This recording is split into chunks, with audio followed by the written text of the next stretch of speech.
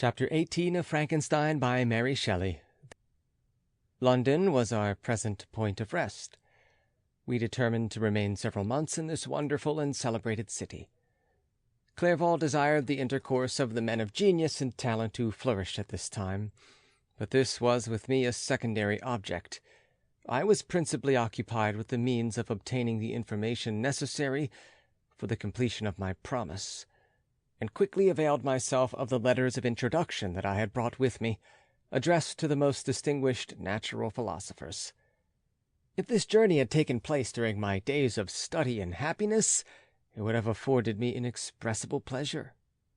But a blight had come over my existence, and I only visited these people for the sake of the information they might give me on the subject in which my interest was so terribly profound. Company was irksome to me. When alone, I could fill my mind with the sights of heaven and earth. The voice of Henry soothed me, and I could thus cheat myself into a transitory peace. But busy, uninteresting, joyous faces brought back despair to my heart. I saw an insurmountable barrier placed between me and my fellow men. This barrier was sealed with the blood of William and Justine, and to reflect on the events connected with those names filled my soul with anguish. But in Clerval I saw the image of my former self. He was inquisitive and anxious to gain experience and instruction. The difference of manners which he observed was to him an inexhaustible source of instruction and amusement. He was also pursuing an object he had long had in view. His design was to visit India, in the belief that he had in his knowledge of its various languages and in the views he had taken of its society, the means of materially assisting the progress of European colonization and trade. In Britain only could he further the execution of his plan. He was forever busy, and the only check to his enjoyments was my sorrow and dejected mind. I tried to conceal this as much as possible, that I might not debar him from the pleasures natural to one who was entering on a new scene of life, undisturbed by any care or bitter recollection. I often refused to accompany him, alleging another engagement that I might remain alone. I now also began to collect the materials necessary for my new creation, and this was to me like the torture of single drops of water continually falling on the head. Every thought that was devoted to it was an extreme anguish, and every word that I spoke in allusion to it caused my lips to quiver and my heart to palpitate. After passing some months in London, we received a letter from a person in Scotland, who had formerly been our visitor at Geneva.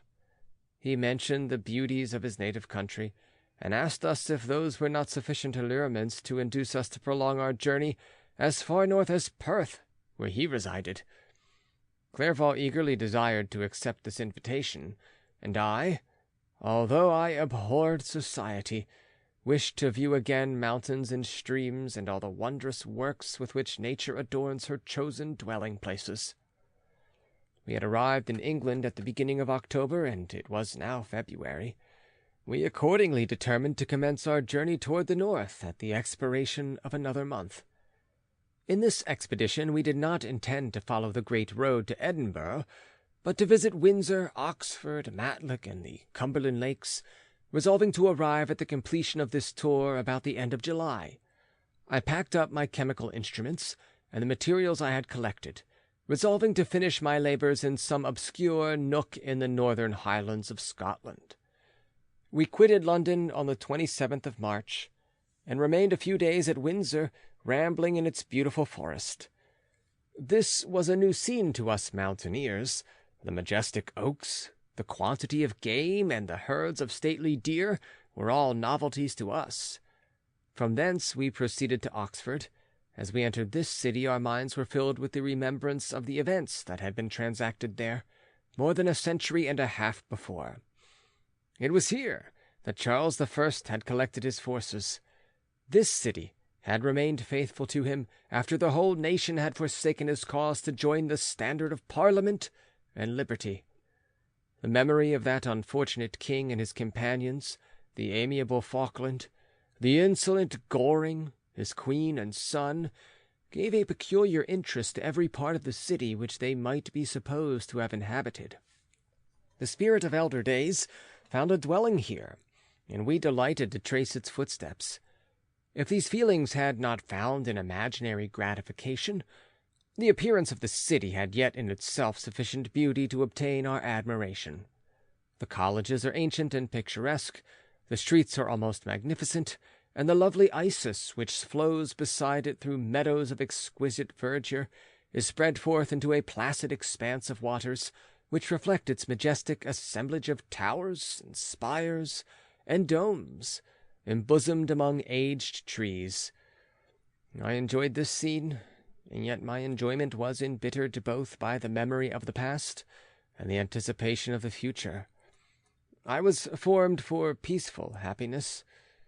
During my youthful days, discontent never visited my mind, and if I was ever overcome by ennui, the sight of what is beautiful in nature, or the study of what is excellent and sublime in the productions of man, could always interest my heart and communicate elasticity to my spirits. But I am a blasted tree. The bolt has entered my soul, and I felt then that I should survive to exhibit what I shall soon cease to be, a miserable spectacle of wrecked humanity, pitiable to others, and intolerable to myself. We passed a considerable period at Oxford, rambling among its environs, and endeavouring to identify every spot which might relate to the most animating epoch of English history. Our little voyages of discovery were often prolonged by the successive objects that presented themselves. We visited the tomb of the illustrious Hampden, and the field on which that patriot fell. For a moment, my soul was elevated from its debasing and miserable fears to contemplate the divine ideas of liberty and self-sacrifice, of which these sites were the monuments and the remembrancers. For an instant I dared to shake off my chains, and look around me with a free and lofty spirit. But the iron had eaten into my flesh, and I sank again, trembling and hopeless, into my miserable self. We left Oxford with regret, and proceeded to Matlock, which was our next place of rest. The country in the neighbourhood of this village resembled to a greater degree the scenery of Switzerland, but everything is on a lower scale, and the green hills want the crown of distant white Alps, which always attend on the piny mountains of my native country.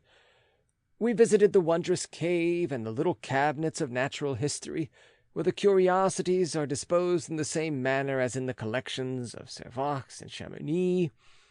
The latter name made me tremble when pronounced by Henry, and I hastened to quit Matlock, with which that terrible scene was thus associated. From Derby, still journeying northward, we passed 2 months in Cumberland and Westmoreland.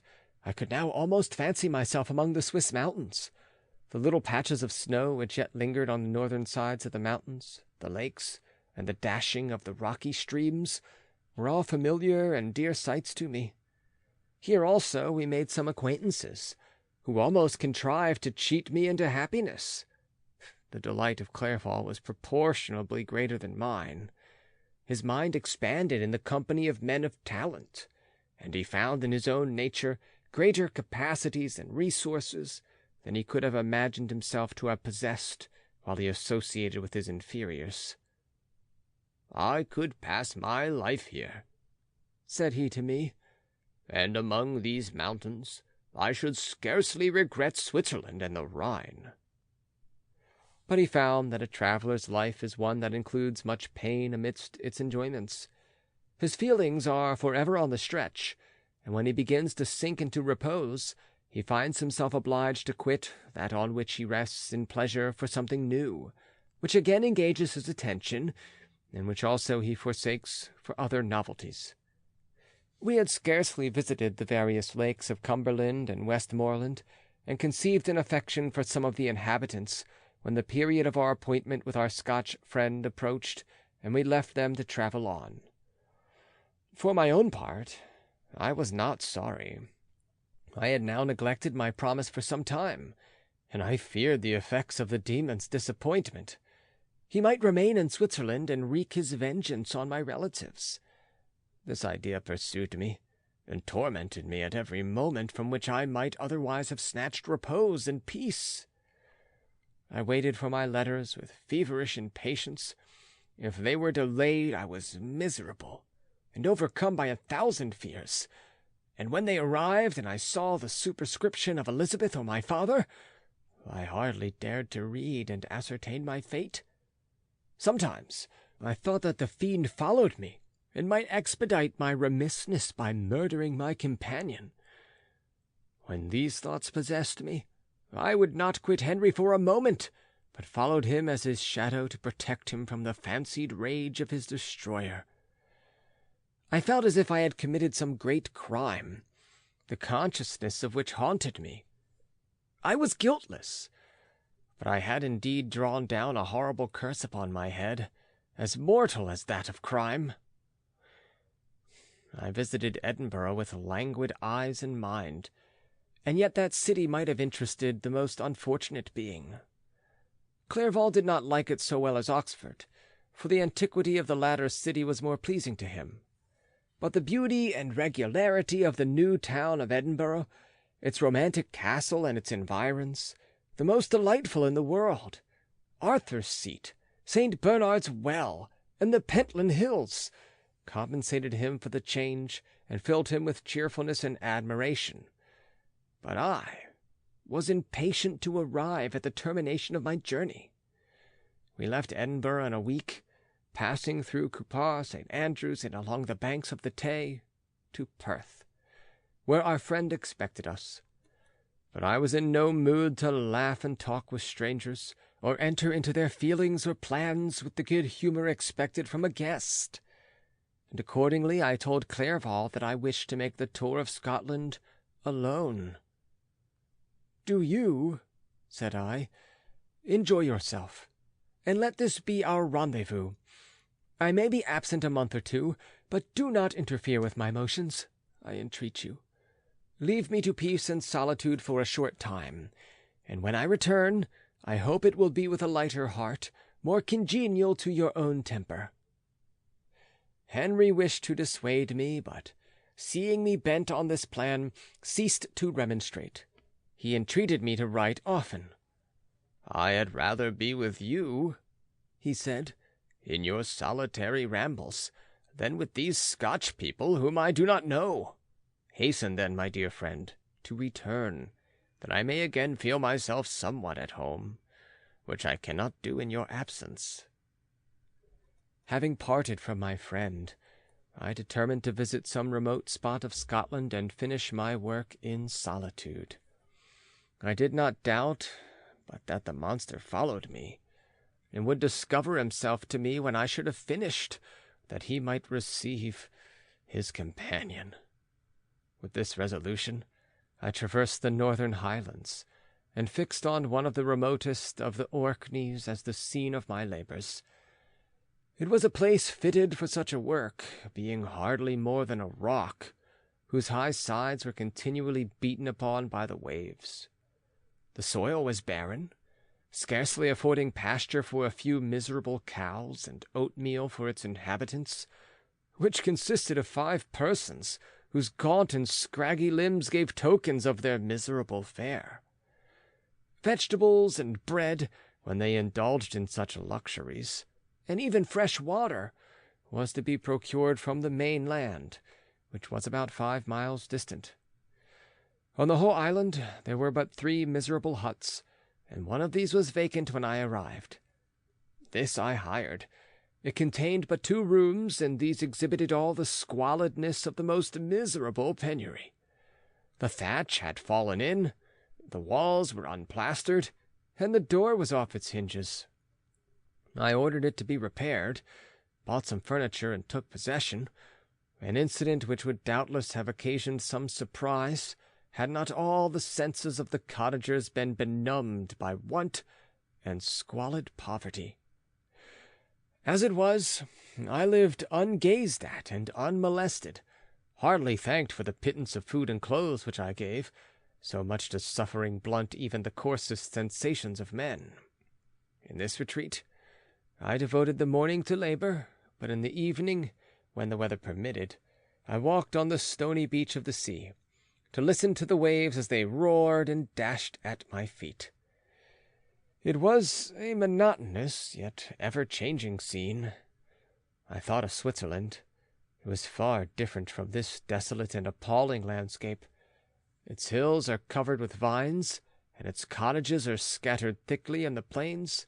Its fair lakes reflect a blue and gentle sky, and, when troubled by the winds, their tumult is but as the play of a lively infant when compared to the roarings of the giant ocean. In this manner, I distributed my occupations when I first arrived. But as I proceeded in my labor, it became every day more horrible and irksome to me. Sometimes I could not prevail on myself to enter my laboratory for several days, and at other times I toiled day and night in order to complete my work. It was indeed a filthy process in which I was engaged. During my first experiment, a kind of enthusiastic frenzy had blinded me to the horror of my employment. My mind was intently fixed on the consummation of my labor, and my eyes were shut to the horror of my proceedings. But now I went to it in cold blood, and my heart often sickened at the work of my hands. Thus situated, employed in the most detestable occupation, immersed in a solitude where nothing could for an instant call my attention from the actual scene in which I was engaged, my spirits became unequal. I grew restless and nervous. Every moment I feared to meet my persecutor. Sometimes I sat with my eyes fixed on the ground, fearing to raise them lest they should encounter the object which I so much dreaded to behold. I feared to wander from the sight of my fellow creatures, lest, when alone, he should come to claim his companion. In the meantime I worked on, and my labor was already considerably advanced.